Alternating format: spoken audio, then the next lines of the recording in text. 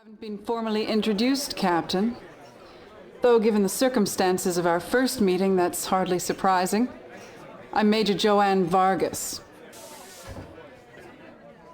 Anyway, thanks for getting me out of there. And even if no one else believes you, I know there was nothing you could have done to save the others.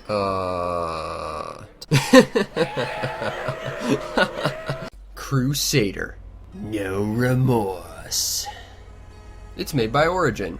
And before I go on to my monthly tangent of why I can't stand what EA's done with the Origin name, I'm going to stop myself with a question. Where does this game get off? At being so awesome? Seriously, check this out. Alright, so the story is you are a silencer, a sort of superpowered assassin who works for a very rich company. One day they order you and your team to kill a bunch of innocent civilians, and you turn them down. And they promptly send Ed 209 to take care of your entire team, and you're the only survivor. Now you want revenge, and you're not above killing every innocent in your way to get it. Which I did. But seriously, this game does not need a plot.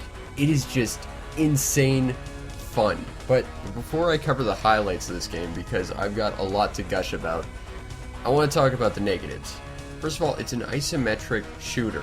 The fact that it's isometric alone means that navigation is going to be a little bit awkward. They tried to alleviate this by having an absolute or relative movement system based on whether you want up to always mean to the top left or directly in front of your character relative to whatever direction he's looking at.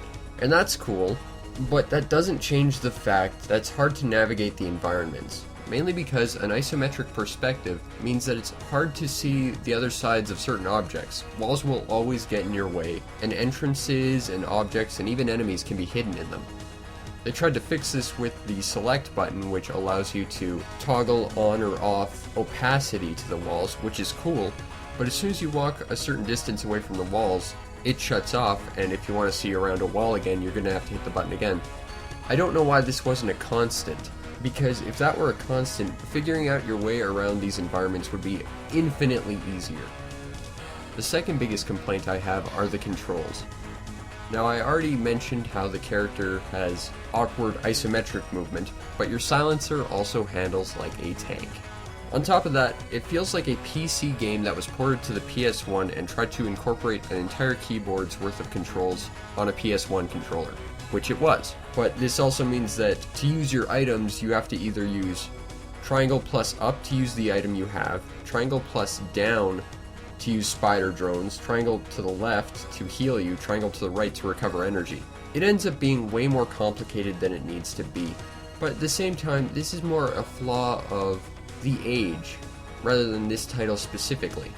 I mean, the controls also frustrate me in the way that despite having an option for pseudo-analog controls on the PS3, it doesn't do that, ever, but that really has no bearing on any of it. It's really more a sign of the times than anything. I mean, that's why there were 3 different versions of every Resident Evil on the PS1. My gripes about the controller aside, your character also moves in a very clunky fashion.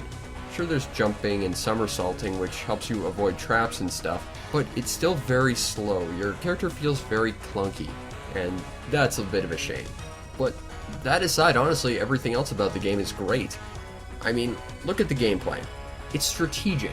There's a stealth element to it, but you can ignore that if you want.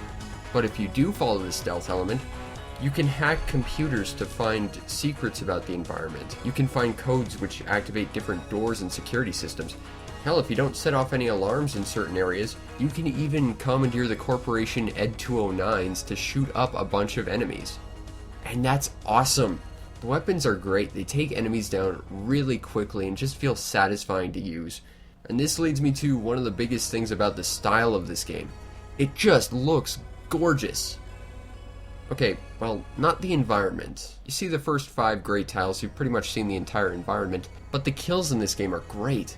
I mean, there is at least half a dozen different ways to kill your enemy. I mean, you can shoot them, you can blow them up, which spreads bloody bits everywhere.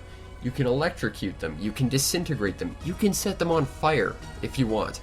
And it never gets boring. There's just so many different ways to take out your opponent.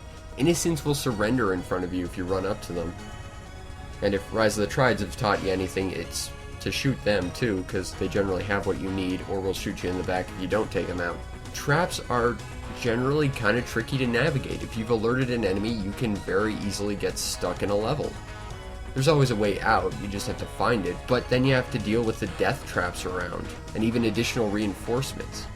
Between missions, you can check out your own email and buy new gear, and that creates a sort of item management system, where you can trade in 2 old guns you might have had for one new shiny one to find out what it does to the enemy. That's tons of fun. You can read enemy email just to see all the weird minutia stuff that goes on with this corporation.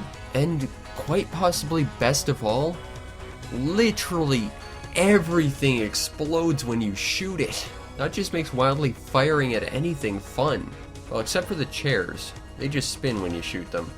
I mean, nice touch, but why couldn't they explode? Seriously. Beyond that, there are cutscenes. 2 varieties.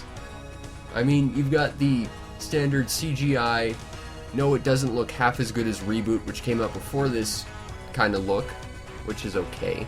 But then you've got FMV sequences. FMV sequences! And they are timeless, not because they were ever cutting edge, because I'm fairly certain they never were, but because they're just cheesy. And that's awesome! I mean, I'm pretty sure every actor in the FMV sequences was just someone on the dev team's cousin. And that's great! The costumes are amazing. I mean, I seriously hope whoever made the costumes to this game got, like, a raise or something, because they are just outstanding. And above all else, this game just has style. The soundtrack is pretty good. It's mostly techno, and that's not really my cup of tea, but it works pretty well. And there's some pretty rockin' beats in some of the levels. Overall, the biggest draw to this game is just its style and fun gameplay and how hilarious it is to figure out all the different ways to take out your opponents. I mean, just check this out. Spider Drone. Classic.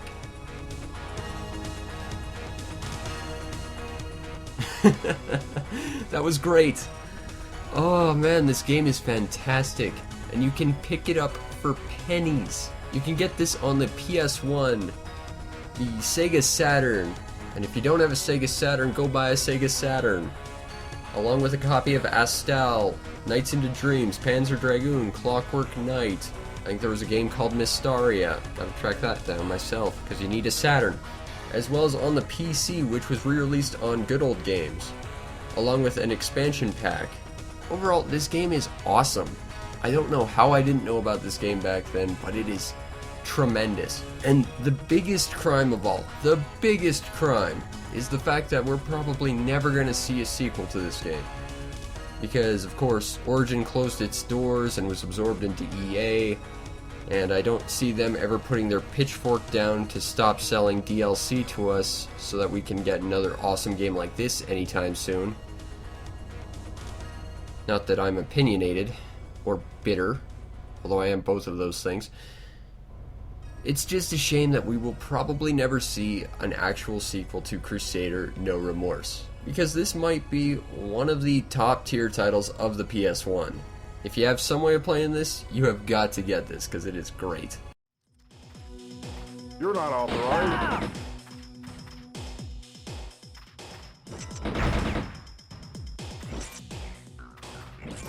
Oh! Ah!